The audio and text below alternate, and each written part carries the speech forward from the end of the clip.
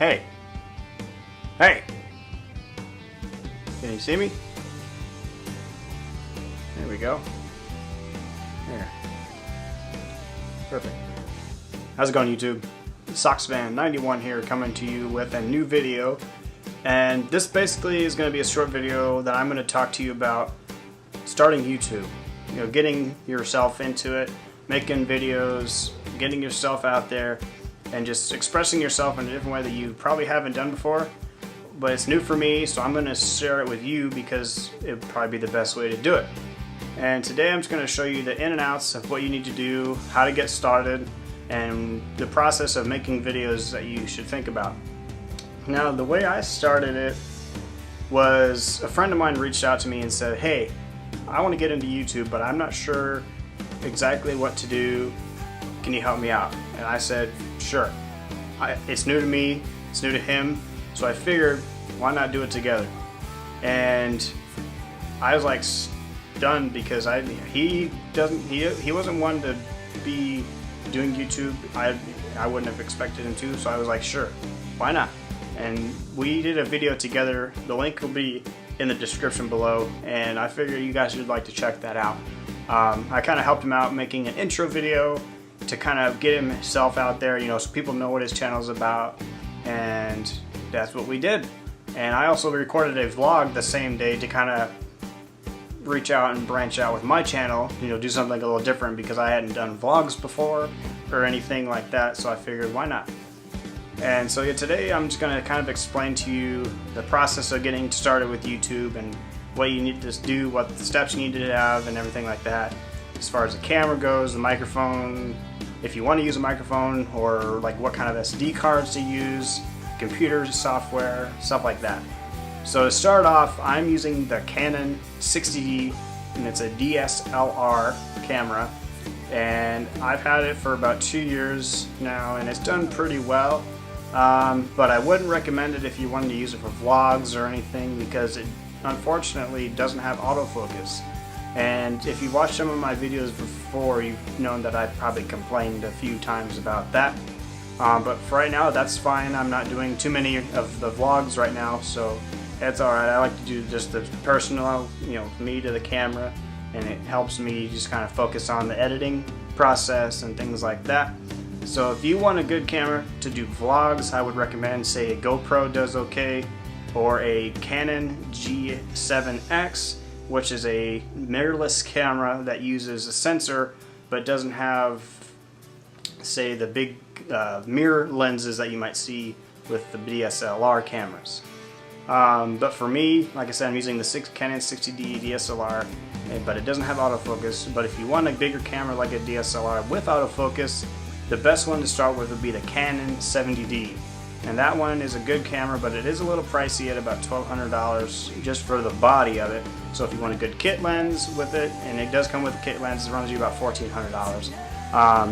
But for this one, the one I have, it wasn't that much. So the Canon G7X that I mentioned before runs about $500 to $600 depending on the model you get. And with adding SD cards and stuff like that, you can get them for as little as $10.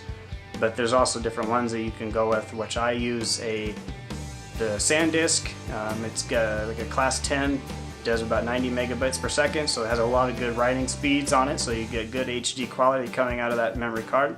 And that's what I use for pretty much everyday daily stuff. So, and the microphone that's on top here, it is the Rode Video Micro, and the cool thing about it is it does not require battery power.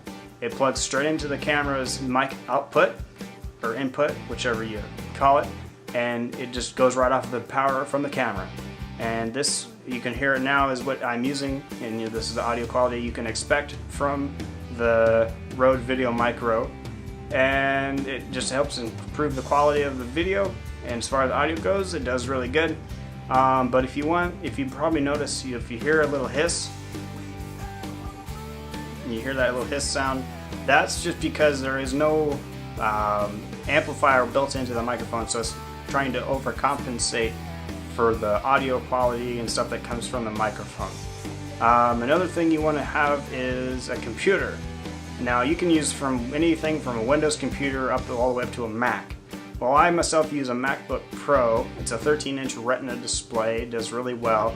I also used Final Cut Pro for my editing because I liked Adobe Premiere, but it wasn't for me. I wasn't really familiar with Adobe, and it was very hard to understand. As far as what you can do, there's just so much stuff you can do as far as editing.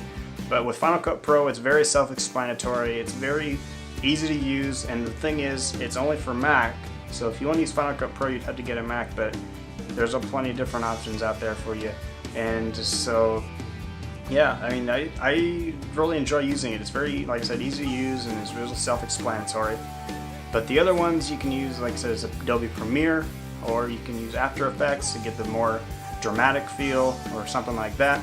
But for you people that use Windows, there's also Windows Movie Maker. Now that's good for like entry-level stuff, but if you want to be very precise with what you're doing, if you want to be very professional looking, I might stay away from Windows Movie Maker. But hey, that's okay. Not everybody is able to use the higher end editing software, but that's a good start for you. And another thing to use is a good tripod, because you don't want to have your video be all shaky. A lot of vloggers use a Gorilla Grip, which they call it. It screws onto the bottom of the camera, and it has these grips that kind of flex, and you can mold it to different things. That's really good because it has a good big handle on it, and you can hold onto that mic or the camera really well. And another thing too is if you want to have a good storyline, it's very good to make like a script or something that you can read off of, so that way your videos don't seem so or you have a lot of outtakes or something like that. It does help.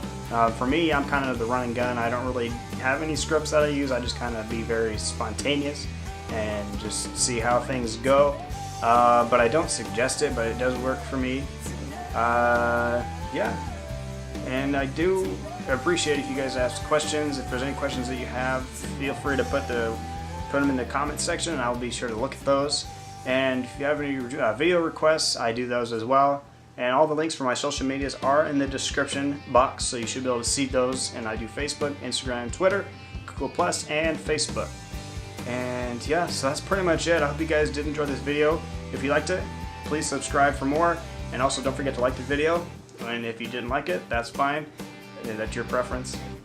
And yeah, so I hope you guys have a good day, and have a good day.